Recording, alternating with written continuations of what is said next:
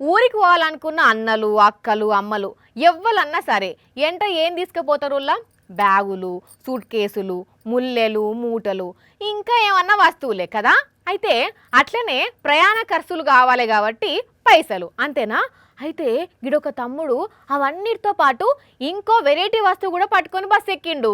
మరి అదేందో ఎందుకు దాన్ని తీసుకుపోతున్నాడో తెలుసుకుందాం పాండ్రుల్లా. బస్సుల సుత్తితోని ఏం పనబ్బా అంటే కత్తితోని ప్రాణాలు తీస్తే సుత్తితోని పానాలు కాపాడుకోవచ్చు అని సుత్తి లేకుండా ఈ సుత్తి కథ ఏందో చెప్పండి అన్న. అర్థం కాలేదా?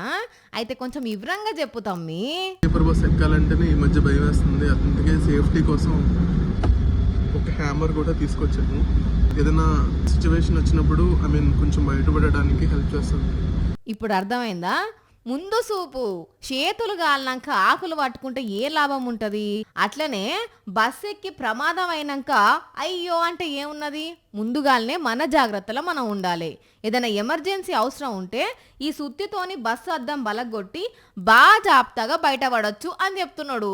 పేపర్ బస్సులో ట్రాన్స్పోర్ట్ అయ్యేటప్పుడు వీళ్ళంతగా ఇట్లా సుత్తలంటే తీసుకెళ్ళండి. ఏదైనా సిచ్యువేషన్ వచ్చినప్పుడు మీకు అది హెల్ప్ అవుతుంది. తమ్ముని పేరు శివగోపాల్. భద్రాద్రి కొత్తగూడెం జిల్లా అశ్వరావుపేట సిఏ చదువుతున్నాడు. అశ్వరావుపేట నుంచి హైదరాబాద్కు ఓ స్లీపర్ బస్ టికెట్ బుక్ చేసుకొని వస్తున్నాడు. అయితే ఈ నడుమ బస్సు ప్రమాదాలు ఎక్కువైతున్నాయి కదా అని చెప్పి ఇంగో ఇట్లా సుత్తిని ఎంట తెచ్చుకున్నాడు.